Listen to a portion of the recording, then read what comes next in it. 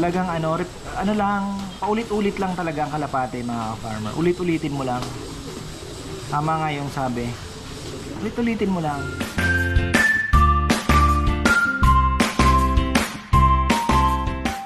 Yan na, isang magandang buhay. Kainan na naman. So, ang sayang panoorin mga farmer kasi uy, yung ating pinapatubo na buto. Ayan, ang saya nilang panoorin kasi na po sila, rumoronda na po sila ng sabay-sabay. Tapos ayan, naghihintay na po sila ng pasok. Ayan. Kanina pa sila. Kanina pa sila. Oy, kain na muna yung mga breeders natin. Ayan. Dumating na yung aking cod liver, deep sea oil ng Victory. Ayan, meron na to. Sabi ko kasi nung nandun ako sa loft ni Rambo, ay pansin ko parang mas mapulbos yung balahibo nila. So ni-recall ko kung ano mga ginagamit ko noon. May probiotics. Tapos ito nga, meron akong Victory na deep sea cod liver oil, premium brand. So gamitan natin.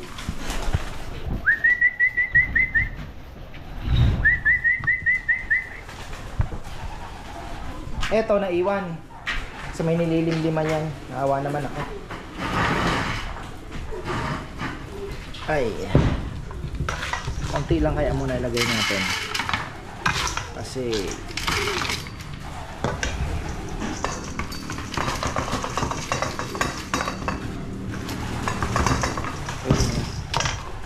sa kabila. Uy.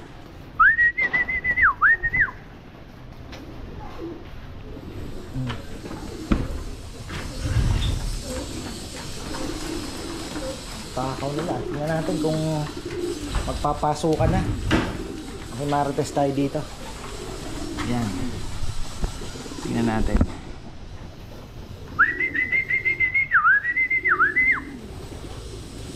Nagliparan pa nung binuksan ko yung gate eh. Yung. Ayun. Ayun. O, diba? Marunong na sila. Marunong na. Talagang ano lang, paulit-ulit lang talaga ang kalapate mga farmer. Ulit-ulitin mo lang. Tama nga yung sabi. Ulit-ulitin mo lang.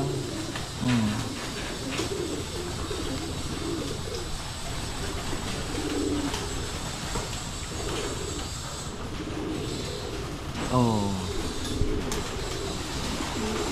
Parang kahit hindi na nga natin lagyan ng takip. Oh, alam na nila. Oh.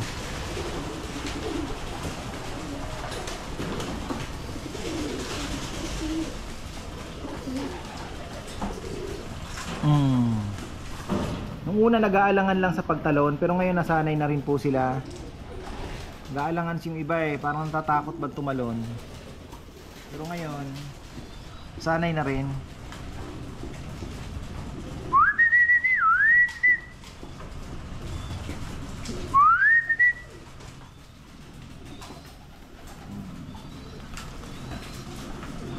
Diretso na yan, oh. Oh. So, ganun na lang palagi. Pero ang gusto ko niyan sa susunod, baka umaga na ako magpapakain. Paronda, and then pasok sila. Yung fast trapping na. Pagkatapos rumonda, papapasukin ko na sila. Pero dapat gutom. Dapat gutom sila. Baka kasi masanay after ng sabihin mo nagkarera tayo, no? Baka mamaya tumambay lang. Mabilis nga umuwi, tumambay naman, di ba? Hindi pumasok. Wala rin.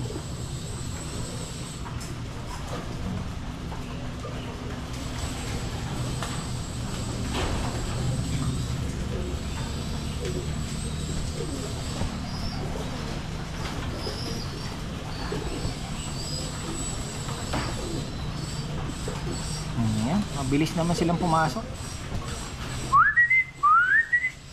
Di gaanong gutom itong mga ito.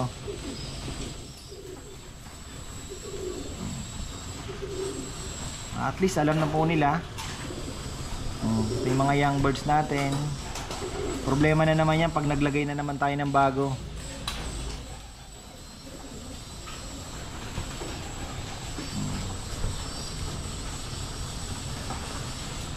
Pati yung dagit marunong na rin. Uuwi na yung dagit. Birang mga dagit ito.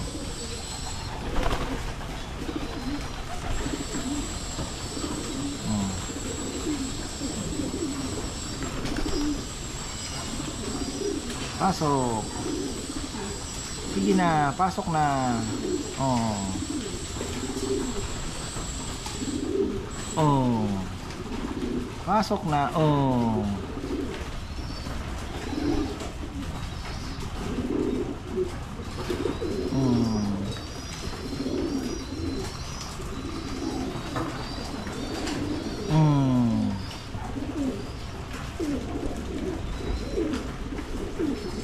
Ayos.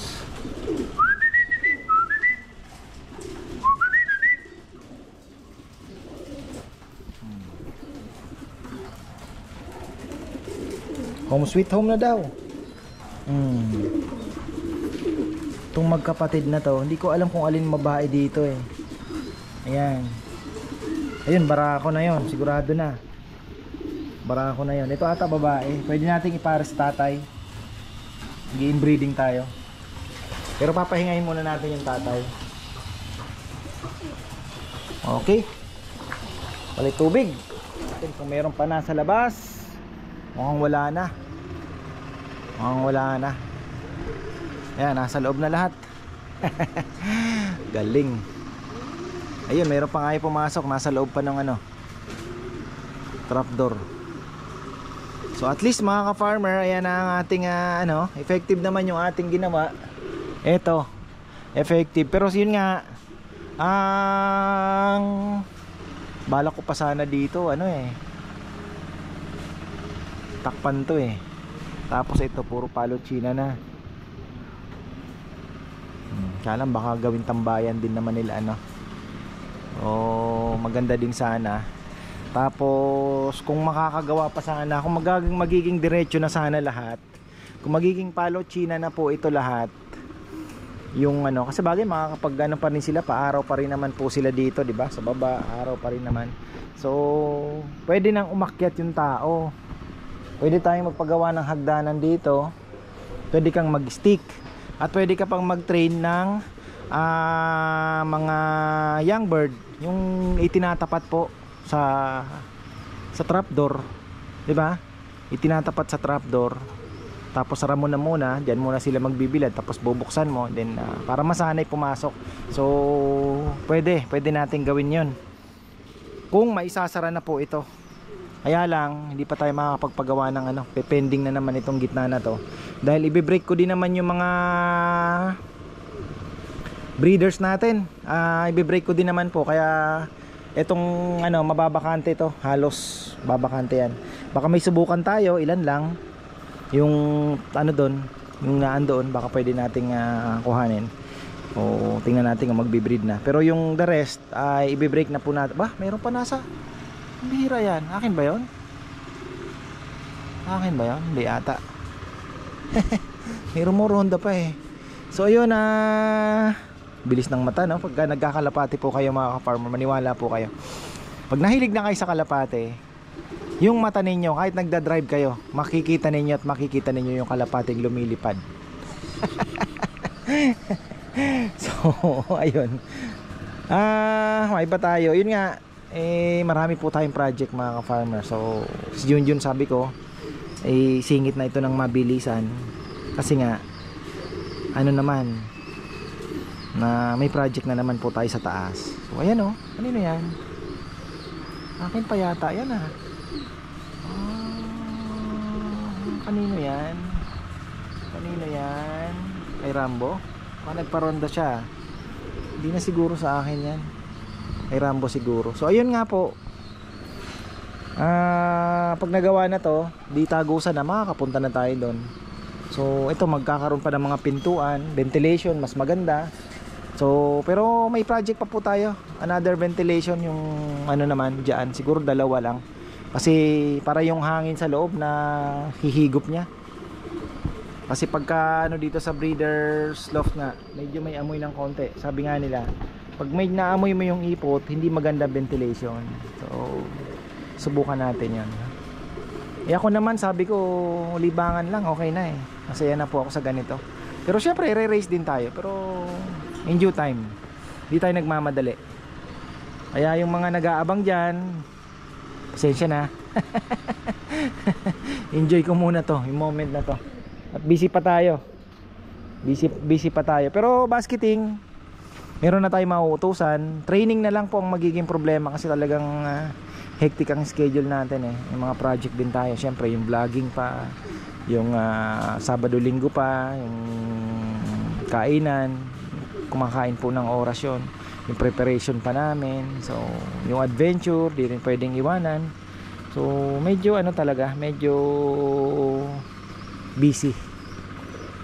Pero malay natin, kung ako naman malay natin mag-enjoy tayo ng gusto at pero ayoko naman po, no. Ayoko din naman masacrifice yung priority natin at ano dito lang sa Kalapate. So kumbaga ano lang naman sila. Hindi sila yung top priority syempre. Ano lang, libangan lang talaga. Ginastosan nga lang. Pero maganda, di ba? So, ayun. Parang opisina sa gabi, pwede kang pumunta dito kung mag-check ng ano, di ba? Iikot-ikot ka, titingnan mo, pawala ng stress. So, ayun. May ilaw, di ba? May ilaw ka, may ano. So, walang problema. Ayun mga farmer. So, ayan, nakapag-upload na naman tayo kahit maikli. Konting kwentuhan, ayan. Baka bukas ito na po ang gawin nila dahil tapos na rin naman po, no. So Thursday bukas. So baka ito na ang gawin nila, aviary na. Baka mag-ano na po sila, no. Nandiyan na yung gamit. Nandiyan na yung mga flat bar, nandiyan na yung ito, yung mesh wire. So wala na pong ano. Hinihintay na lang ang welder na lang. So ayan mga ka-farmer, hanggang dito na lang po. Maraming salamat at magandang buhay.